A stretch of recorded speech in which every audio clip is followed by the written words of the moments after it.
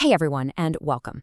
Today we're digging into a concept that feels like it's been around forever, but is actually a surprisingly recent and maybe fragile invention: retirement. Because let's be real, for a lot of us, this is the big question, isn't it?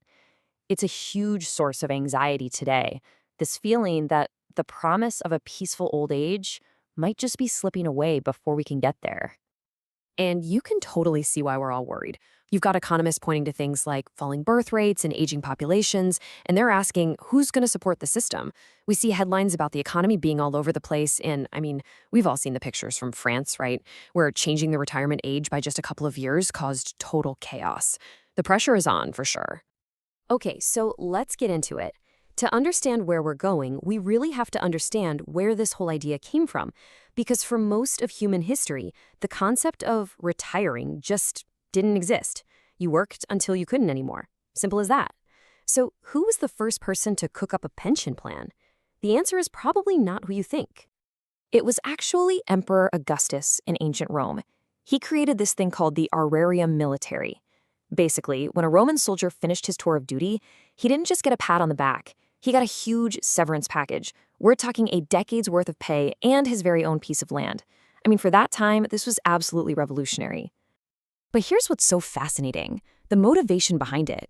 Augustus wasn't doing this because he was a nice guy. He did it for a very cold, hard political reason: to keep thousands of trained, armed, and potentially very bored veterans from teaming up and starting a military coup. It was basically a national security policy that looked like an employee benefits program. So, from that very savvy political beginning in Rome, the idea of retirement went on a wild journey. It pretty much vanished after the empire fell, which led to centuries of what you might call community care. Then, it got a major reboot from Bismarck in Germany, was transformed into a universal right with America's Social Security Act, and now it's facing this new massive challenge we're going to get into called the Great Risk Shift. Okay, so let's jump forward to the Middle Ages. The Roman Empire is gone, and so is its pension plan. So who's looking after the elderly? The answer wasn't the government, it was the entire community. There were really three main pillars holding up this safety net. First, you had big, multi-generational families all living and working together. The elderly weren't just sitting around, they were contributing with their wisdom, helping run the household. Second, there was the church, which offered a place of sanctuary in monasteries and convents. And third, if you were a craftsman, your guild usually offered a kind of insurance, covering you if you got sick or too frail to work. The responsibility was shared by everybody. But then, the Industrial Revolution came along and just shattered that entire communal system. Families got pulled off the farm and into factories. Life was suddenly run by a clock. And those old safety nets, the guilds, the tight-knit villages, they all started to fall apart. And all of a sudden, you had a huge new problem. What happens to aging workers? And this is where German Chancellor Otto von Bismarck steps in. He was watching the rise of socialism and communism, and he saw it as a major threat. So, it's really important to get this. His state pension plan in 1889, it wasn't charity. It was a brilliant political countermove. It was a revolutionary idea designed to stop a workers' revolution by giving them something to lose. And here's the really clever part: how he made the math work. The retirement age was set at 70. So what's the big deal about that number? Well, at the time, that was older than the average life expectancy for most workers. It made the whole plan affordable because, frankly, a lot of the people paying into it would never actually live long enough to collect. The model he built is still the foundation for so many systems we have today. It was based on a pretty simple idea of shared responsibility. You, the employee, paid in. Your employer paid in, and the state was there as a kind of backstop. This was a historic change. It was the first time a government really stepped up and said, yeah, we have a role to play in caring for our aging citizens. All right, now let's hop across the Atlantic and jump forward to the 1930s. America is in the absolute pits of the Great Depression. Millions of people are out of work, and a new president, Franklin D. Roosevelt, gets elected with a promise to do something big. And Roosevelt's big answer was the Social Security Act of 1935. This took Bismarck's idea and just exploded it for the masses.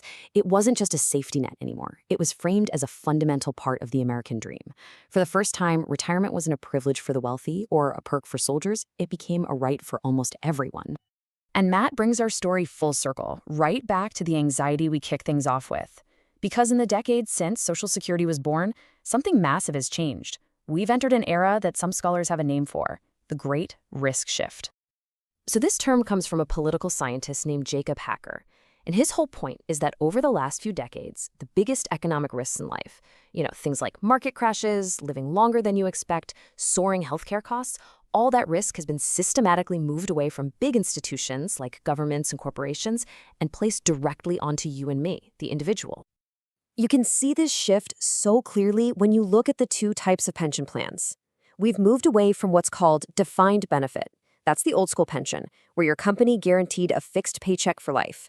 They took all the financial risk. Now, most of us have defined contribution plans, like a 401k. Money goes in, but how much you end up with, that's completely up to the stock market. You bear all the risk. Now, to be fair, people who support this shift argue it has some real benefits. They'll say it encourages all of us to be more financially responsible, that it makes the market more dynamic. And with all the financial education and technology we have now, individuals are more empowered than ever to manage their own futures and find flexible ways to work. But the worries are pretty significant too. Critics will tell you this makes planning for the future incredibly difficult. It leaves individuals totally exposed to a market crash that could wipe out decades of savings. And it raises this huge question of whether any of us can actually save enough to last for these new, longer lifespans, which could put a massive burden on the next generation. So that's where all this leaves us. From a Roman emperor's political strategy to a German chancellor's social bargain to the American dream. Retirement has always been an invention, a tool designed to solve the problems of a specific time. And when you look at the challenges we're facing today, it kind of makes you wonder, right? Is it time for a new invention? Something to think about. Thanks for tuning in.